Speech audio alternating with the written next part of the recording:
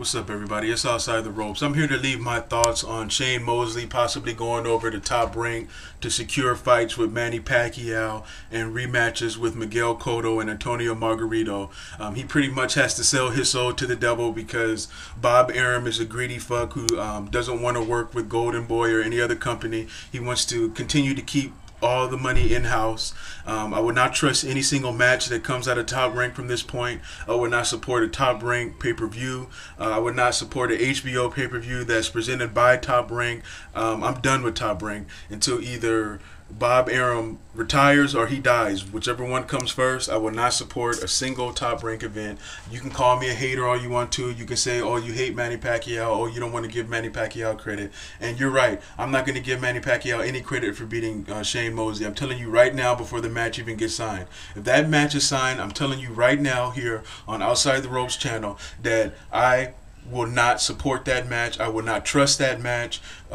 Of course, Manny Pacquiao can beat Shane Mosley at this point. Shane Mosley couldn't even hit Sergio Mora.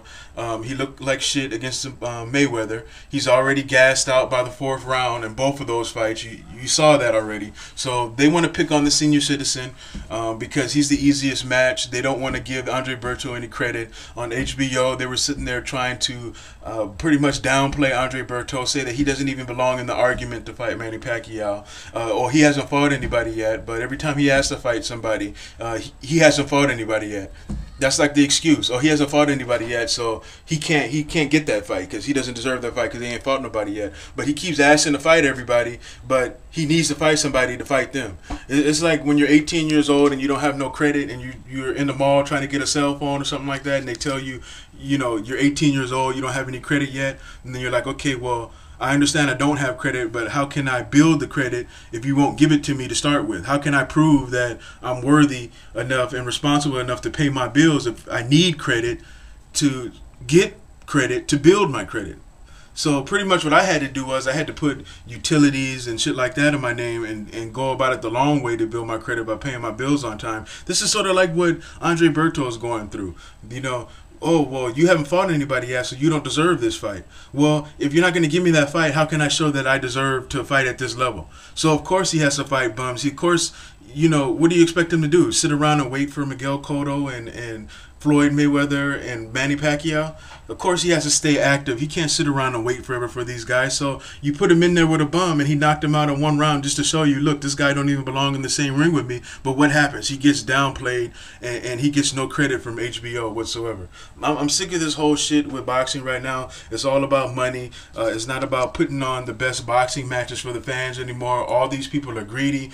The guys at the top, Mayweather and Pacquiao, they're setting a bad example for these up-and-coming boxers because what I fear is when these up-and-coming boxers get up to the level that Manny Pacquiao and Mayweather is on right now, they're going to end up doing the same shit too. That's my fear, that they're going to end up falling into that same pattern because they say, look, this is what these guys did. We need to do the same thing.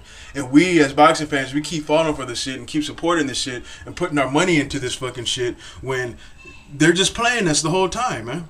I'm not buying in this whole Manny Pacquiao and Floyd and Shane Mosley shit, man. I'm not falling for that shit. You guys can fall for it all you want to. Leave your comments. Call me a hater. Say I hate Manny Pacquiao all you want to. When I'm a Manny Pacquiao fan, I've been watching Manny Pacquiao longer than most people who come to my page and call me a hater and that I hate Manny Pacquiao. I've been watching Manny Pacquiao since he had blonde streaks in his fucking hair and nobody even knew who he was. I've been watching Manny Pacquiao that long. Y'all motherfuckers just started coming around when he beat drained, dehydrated Oscar De La Hoya.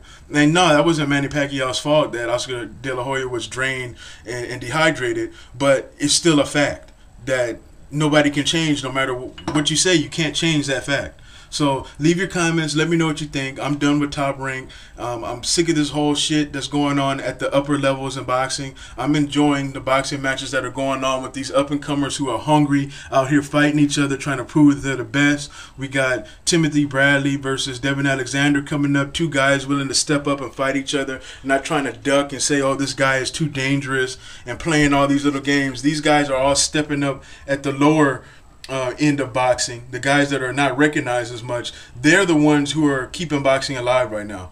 Motherfuckers at the top, Floyd Mayweather and Manny Pacquiao, they're killing the sport right now. I don't care what you say. Call me a hater all you want to. Leave your comments. I'm out, man. I can't even talk on this shit no more.